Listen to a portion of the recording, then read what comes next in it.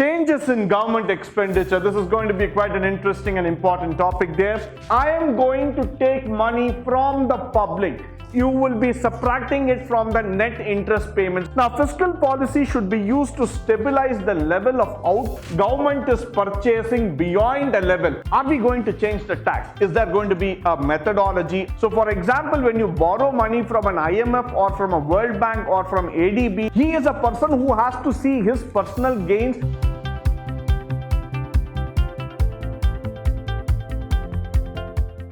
Good morning and welcome to the third session and the final session on Government Budget and Economy, Chapter 11.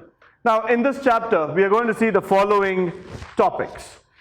Net borrowing at home. We're going to talk about primary deficit. We're going to talk about the fiscal policy, changes in government expenditure. This is going to be quite an interesting and important topic there. Changes in taxes, which matters to the day-to-day life. We're going to talk about debt. That's also a new concept that we are going to look into it.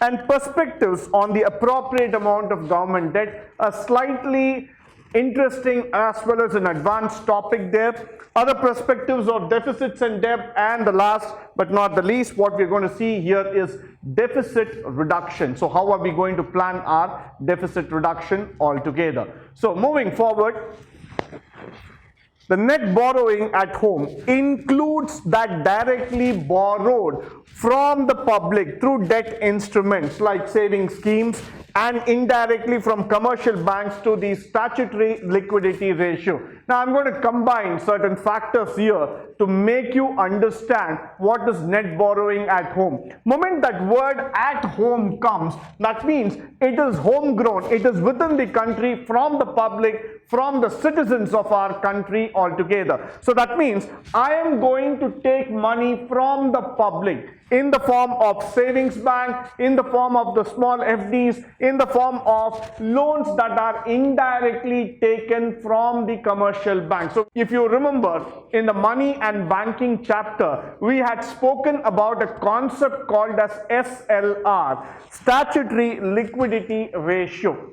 Now, that ratio forms a very important aspect. Why? Because that liquidity ratio, that amount of cushion which is being kept in the banks, that is being directly or indirectly taken up by the government in the form of net borrowings. Where do these commercial banks go and keep that reserve? They keep it with RBI, which is in turn with the central government of India. So the government borrows money indirectly from the commercial banks in the form of SLR. That's called as a statutory liquidity ratio. Very, very important concept for each one of us to understand. Why? Because when you talk about this net borrowing itself, you are not going to go and borrow money from outside. You are just going to take it from the hands of public and from the commercial banks and going to put it together. So you're going to say that you're going to borrow from your own country altogether. Now, moving forward, we're going to talk about primary deficit. The word deficit itself means shortcoming, not up to the mark. So where is this primary deficit coming altogether? To obtain an estimate of borrowing on the account of current expenditure exceeding revenues, we need to calculate what has been called as primary deficit. So we are going to arrive at an estimate of the borrowing on account over the current expenditure. See, for example, whatever expenditure the government is making today, definitely they need to see that whether they are coming in tandem or going away from it. So on the account of current expenditure, that matters a lot. Exceeding revenues, above the revenue, what you are seeing it, that's where it's going to be a primary deficit. It's not below the revenues, it is above the revenue, over and above the income that you are going to see. That's where you are going to calculate the primary deficit all about. It is simply fiscal deficit minus interest payments. So whatever fiscal deficit that you have, you will be subtracting it from the net interest payments, all the interest that the government pays back in form of benefits, in form of interest rates, in form of the commercial banks borrowing, and all those factors. That is where you are going to talk about fiscal deficit. So fiscal deficit minus net interest payments, you are going to get into the primary deficit. So the gross primary deficit is given by the formula gross fiscal deficit minus net interest liabilities. I would like to bring to your notice here that the word interest itself is a very big liability for a government like us. Why? Because in a country like India, where you have crores and crores of people who are living depending on the interest that they arrive from the bank, so the interest itself becomes a liability. If the government is not able to make up to the interest charges altogether, it becomes a challenge for them. So that's why interest and the repayment part of it is government's biggest challenge. They need to keep up the word every time, and they need to see that they are able to pay back the interest on time. So this is one of the most important factor that we need to understand when it comes to the net interest payments altogether. Now moving forward, fiscal policy. We have discussed about the word fiscal policy in our previous slides, where we have been trying to talk about the factor that fiscal policies means that it's going to talk about all those kind of expenditures that are being made by the government. Now, fiscal policy should be used to stabilize the level of output and employment. Why? Because unless and until the government is able to stabilize on the output, the government is able to get a complete satisfactory manner in terms of employment generation and output generation, you will not be able to make the people do on the expenditure part. They will not be able to put on their money. So any changes in its expenditure and taxes, the government will try to increase the output and income. The government will see that at any point of time, through the fiscal policy, make the industries manufacture more, increase the income aspect, increase the output aspect, so that we are able to produce more, we are able to get to a fuller employment, and we are able to stabilize our position altogether. That is why this factor matters a lot for us when we talk about the income factor. Next, it seeks to stabilize the ups and downs in the economy. Now, this is a very, very important thing. When suddenly, when you start peaking up in the economy, you start seeing that there is a high growth of employment. Everywhere there are opportunities springing up. Then what happens? That means to say that there is going to be a severe growth in terms of job opportunities, which is going to lead to a spike in income. Now, the other case that we are going to see, there is suddenly a recession in the economy, all jobs are gone, and suddenly you feel that the unemployment rate is going up. Again, an imbalance will start happening in the economic sector. In order to maintain the balance, the ups and downs of the economy are being managed by the fiscal policy. So at any point of time, income, expenditure and employment will be the three key focus area for the government to absorb, so that they will be able to maintain the economy on the whole. So that is where you see that the role of fiscal policy becomes of vital importance at the macroeconomic level. At any given point of time, every single government will try to enhance the fiscal policy and make it to the best level possible. Moving forward, the changes in government expenditure. We consider the effects of increasing government purchases by keeping the taxes constant. Now, I'm going to use this key letter called as G, which is going to be the government purchases. T stands for taxes. Now, let's get these two factors very clearly. G stands for government purchases. T stands for taxes. So we are going to keep the taxes constant. Let's keep the T factor constant. Let's constant on the government. Now, government is increasing the purchases. When G exceed, that is when government purchases are exceeding, the government runs a deficit. Automatically, if I start purchasing more than the money that I have in my pocket, that I have in my hands, what will happen? It will lead into a deficit. I will start running into a credit scenario altogether. So that's what you see here. Government is purchasing beyond a level, or if it intends to purchase beyond a level, it runs into a deficit kind of scenario. Because G, is a component of aggregate spending unless and until government purchases and starts creating a push in the economy. If they are not able to create a push, if they are not able to create a demand, if they are not able to drive the consumption factors altogether, the aggregate expenditure will not increase. So that's why I say it's a component of the aggregate spending. Planned aggregate expenditure will increase only when government pushes the economy by making the people consume more, by making the people get more income and push it into an expenditure cycle altogether. The aggregate demand cannot increase. So that is why when I talk about changes in government expenditure, we need to keep this factor very constant in mind, that taxes will not be actually a part of the expenditure. Higher the taxes, automatically the country will start shrinking down in terms of expenditure. Now when you look at advanced European countries, or when you look at countries which have high taxation altogether, there the consumers will not be interested to spend money.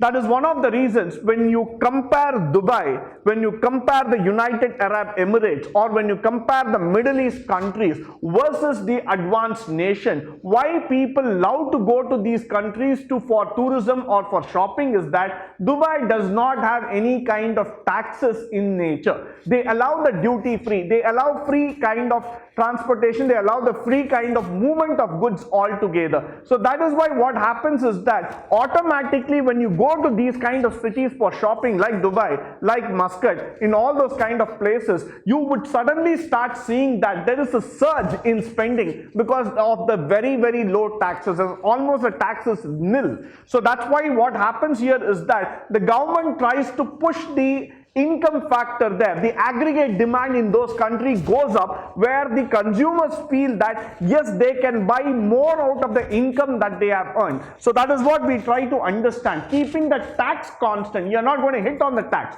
you're not going to increase the tax, but what you're going to do is that indirectly you are going to increase the demand factor. You're going to make the consumer spend more and more money, so that at the end of the day what is going to happen is that the aggregate expenditure is going to increase, the consumption is going to increase, and that's going to drive the economy forward altogether. Now moving forward, changes in taxes. Now, are we going to change the tax? Is there going to be a methodology of change in tax altogether? We will find that by saying a cut in taxes increases disposable income at each level. Now imagine for a while, tomorrow there is an announcement by Government of India saying that no more taxes going forward. There is going to be absolutely nil tax, which means everybody will start getting that factor that whatever you're going to earn goes straightly into your pocket. If you're earning 1,000 rupees, or you're earning 10,000 rupees, or you're earning 1 lakh rupees, the entire amount will go into your account, will go into your pocket. So that is something fantastic. That's what every citizen would love to listen from their government. But then what is going to happen because of that is this shifts the aggregate expenditure schedule upwards by a fraction of decrease in tax. So moment that tax decreases, what happens is that the disposable income in the hands of the consumer goes away. So this word is very important, disposable income. I'm not just going to talk about the regular income. Everybody will do some kind of work, will do some kind of employment to earn their income. Now out of the income will come words like savings, investment and disposable income. Now when I concentrate on the word called as disposable income, that is possible only after consumption, only after investment and savings. Then comes the disposable factor, which means to say that that part of the income you can utilize for your spendings, for your nature, for your utilization altogether. So when the taxes come down, that particular fraction of income is not squeezed by the government, it is not taken away. That part of the income is still remaining in the hands of the consumer. So when it remains in the hands of the consumer will definitely try to spend the money and not save the money. Then what happens is that automatically the expenditure schedule will start going up. It will start moving upward altogether. that is where the government will try to increase the consumption factor altogether. Now, I would like to again repeat the example of Dubai, Singapore, or probably countries like Malaysia, where if you see that people are intended to make a lot of expenditure. Even if you happen to go to countries like Thailand, for example, there is a factor by which they make the taxes low, they make the disposable income of the people on the higher scale, and that's why these tourist destinations indirectly or directly become the hub for spending. That's where people go and buy electronic goods or FMCG goods. Why? Because they suddenly start feeling that there is a surge of income, there is a very little tax, so you have more money in your hand to spend on these. The prices become low and you suddenly start feeling that you have a time to spend money on these factors. But actually seeing that if you reduce the tax, you are not going to save. On the contrary, you are going to spend, which is going to be an additional advantage for the government. So moving forward, debt. What is debt? Debt means loan. Debt means some amount that you need to give back or you have taken it off. So now budgetary deficits must be financed either by taxation. The moment you see that the country is on a loan process, the country is heavily relied down, the country has come down in terms because it is overburdened by debt, it is overburdened by the financial worries, then where do we go? Now I want to increase the taxation so that I can overcome the debt altogether. That's what I try to do. So what I do here is that either I increase my taxation factors. So from tomorrow onwards, instead of having a 5% or a 10%, I move the taxation to straight a 30% taxation altogether. Then I am increasing the taxation factor. Or I would start borrowing money. I go to IMF, I go to World Bank, I go to Asian Development Bank, I go to the BRICS Bank. I go and say, sir, I need some money because I am under debt. I need money to improve. I need to stabilize my economy. So I go on borrowing. Or I have a better option where I go for printing of money. I go with the Atmanirbhar plan again. What do? I print money. I exceed my currency expectations altogether because I want to stabilize the money. So when I am under debt, I either increase my taxation part through which I can collect the income, or I go to the external agencies and I borrow money, or I go to RBI and I say that please print more money so that I can stabilize on my debt factor. The government have mostly relied on borrowing. Why? Or giving rise to a challenge called as the government debt. Let's try to understand this factor. Why? Because when you borrow money, you are not on an instant pressure to repay back. Secondly, when you get these loans, you get them on a soft loan basis or on a bilateral agreement where there are a lot of waivers that have been given to you. So for example, when you borrow money from an IMF or from a World Bank or from ADB or from any other governmental institutional agencies, they give you under certain terms and conditions which makes you comfortable enough to pay back the money. So government always likes borrowing money rather than printing or increasing the taxation. The concepts of deficit and debt are very closely related. Yeah, that is very, very true. Why? Because deficit and debt, shortage of money in terms of factors are quite closely related.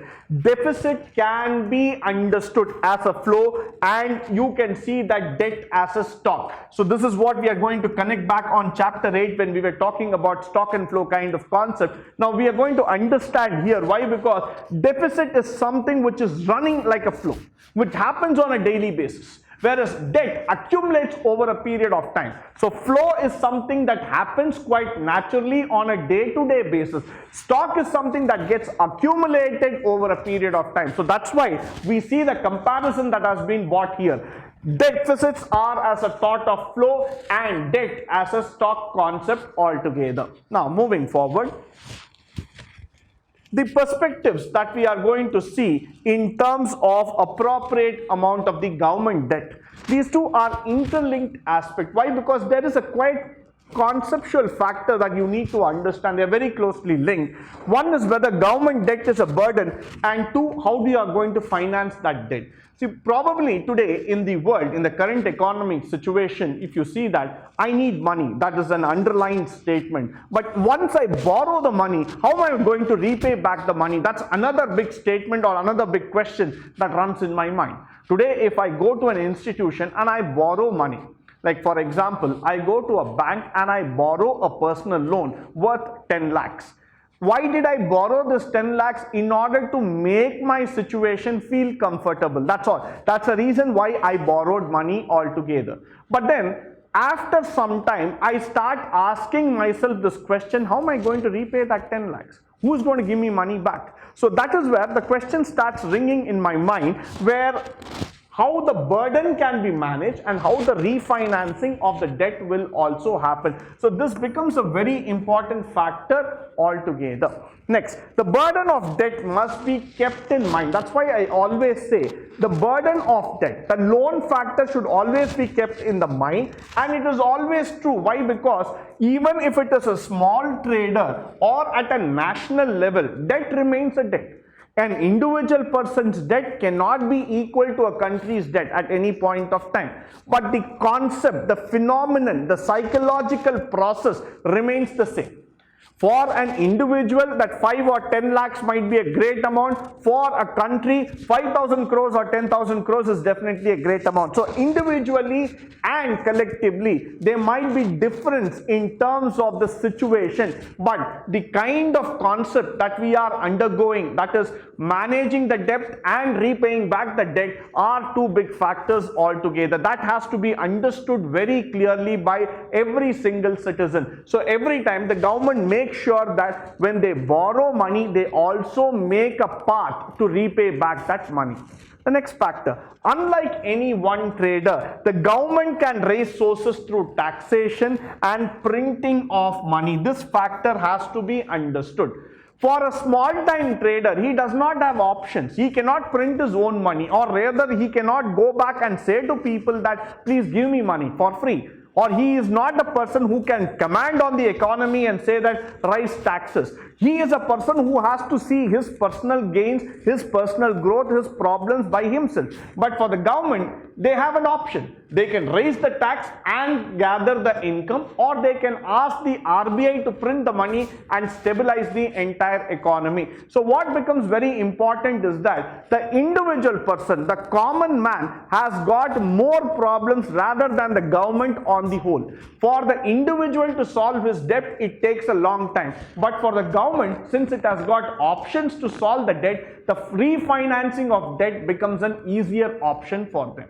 So that's how we need to see this concept called as perspectives on the government debt altogether. Moving forward,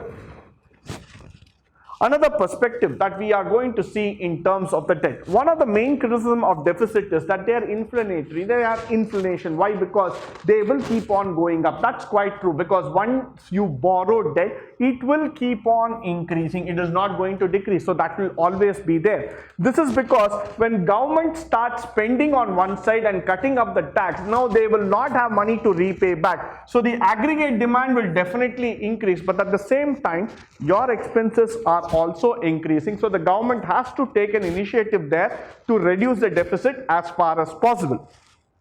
Firms may not be able to produce as expected because whenever you want them suddenly to expand your production, the raw material cost is higher, because of which now the firms might not be in a position to go to the same level of output.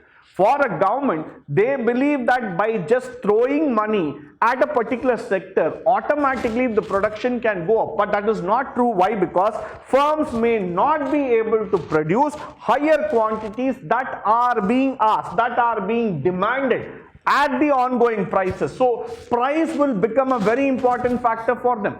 The raw material cost, the labor cost, the land cost, the capital cost, all those factors will now start coming in, and the firms might feel that this is not the appropriate time for me to just increase the production. So for a firm, what will happen here is that the governmental concept might not work out. So for a government, they also need to understand that unless and until they are able to stabilize the economy, and provide the people with the necessary factors, they will not be able to go up. So that is why it is very, very important that we work on our deficits.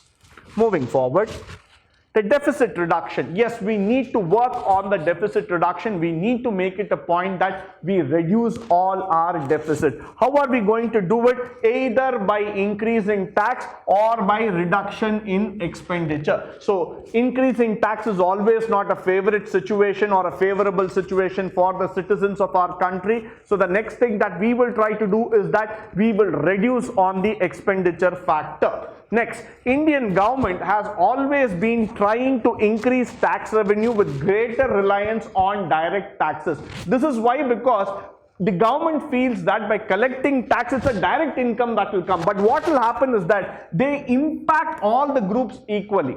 Now, everybody is not earning the same kind of money. One person might be earning 10,000, the another person might be earning 10 lakhs. 10,000 is not equal to 10 lakhs, which means to say that there will be definitely an impact that would be felt by the lower groups when the taxes increase. So that is why taxation cannot be always a correct solution to reduce the deficit. They need to reduce on the expenditure rather than increasing the taxation part altogether. There has also been an attempt to raise the receipt by the sale of shares in PSU. This is what I have been talking through in the previous sessions when you try to understand. By selling off all those non-performing assets, the government agencies that are not being doing well, we can increase money, we can get back the money, and that money can be used by the government in order for deficit reduction. So the government should need to think, rather than spending money on those sectors, on those organizations which are not performing, which are just adding up to the expenditure on month basis, government can sell those companies and raise the money to reduce this deficit. They can reduce the gap altogether. Moving forward, with this we come to the conclusion of the chapter 11, Government Budget and Economy. I hope and believe that this session was interesting, informative and educative. This chapter is very important to us. Why? Because we have learned many concepts about the budget and economy and what are the factors that make the budget and economy keep moving forward. Until then, we move on to the next chapter. Until then, thank you and goodbye from my side. I hope and believe that this chapter would definitely make a difference in your life. Keep learning, keep focused, and always be enthusiastic in learning economics. Thank you once again for joining me today.